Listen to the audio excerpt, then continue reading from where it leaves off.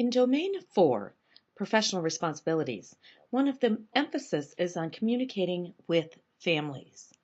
And we need a variety of communication tools, including old-fashioned letter writing, picking up the phone, maybe sending an email, but we can also do it in a variety of ways using some technology. We want everyone to be a distinguished teacher. You need a variety of tools for this communication.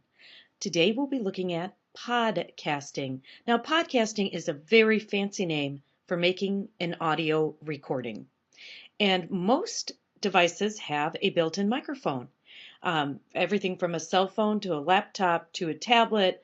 And on a desktop, you may have to actually plug in a microphone. But they're inexpensive, and by recording, you have an audio file with the fancy name of podcasting.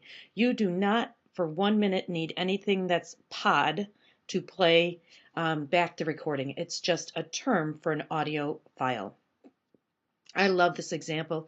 Mr. Coley.com, he has left the classroom to be an assistant principal, but I love his site because it shows the possibilities of what we can do for our families. A podcast and audio file is a way to communicate with your families in a different way.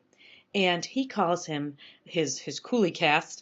And what's cute about they start out with a little bit of music, and then they go into his message of the day. He does Studycast. So before a test, he will go ahead and, hello everybody, this is my Studycast for whatever unit they're working on. And he actually walks them through like a study guide type of thing. And he archives everything on the left, which I just love. It would be such a great way to help students review for a test, but you're also giving an amazing gift to the families because you're giving that information to the student again in a different format. I had to slip this in there because on MrColey.com, he'll also teach you how to make digital flashcards that can play in all different types of devices. It's actually far easier than I thought just by saving things out of PowerPoint. So I digress. All right, you can post your podcast almost anywhere. This teacher chose to put her podcast in one section of her website. So remember, the podcast is just an audio file, so you upload it and then it can be put anywhere for students to access. Now, this is a high school social studies teacher, I believe, and he does podcast review for tests. I worked with an ag teacher that had students come to the ag center, but they had a 15-minute bus ride. So what he did is he made each one of his podcasts between 10 and 11 minutes long. So they heard kind of the lecture on the way to the center, and then when they got there, they were ready for the hands-on, which I thought was a fantastic use of that bus time that could have been wasted.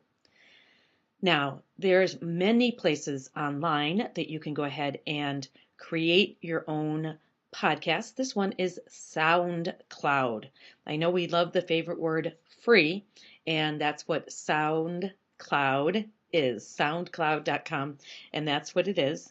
And this one's been around a long time, but I love it. Audacity. Works on both Mac and PC. It's a piece of software that has to be downloaded and installed. But what's great about this is there's different tracks and there's different ways that you can go ahead and organize your music. Another one is many people that use a Mac have access to GarageBand, and that gives you the opportunity to add instrumental at the beginning and make changes, which is great. New features to Quicktime include the ability to create an audio recording as well as a screencast, which is really nice, and it's slick and easy. And so QuickTime, again, a free download, both Mac and PC. Now, the largest collection, where do podcasts live? Most of them live on iTunes. So you can get started today with the device that's probably right in front of you, and you can record your audio file and upload it right to iTunes for your students to access. So that's a quick and easy way to go ahead and do it. Now, there's an app for that. There's an app for that. There's an app for almost everything. And I pulled out just a couple of my favorite ones. Now, Audioboo you can use online as well as an app that you can download and use on the go. What I love about my app on the go is I can go ahead and say, oops, I got to send a message to my parents. I can go ahead and do it right from that device. So another one that I use quite a bit is Quick Voice Recorder. Quick Voice Recorder, download it free. Again, it's a free app. And you can go ahead and install that on your devices, and then you can be ready to podcast at any moment. Now, one of the things we want to think about with communicating with our families, many of our families, language might be a barrier. You might want to create your podcast and then partner with a friend that might be bilingual and ask them to re-record your podcast in a different language. What a gift you're giving your families. Here's a podcast in one language, here it is in another. And boy, find somebody else and you can do it in multiple languages. Again, we want you to all be distinguished teachers, and communicating with families is absolutely mission critical to reach that designation. Thanks.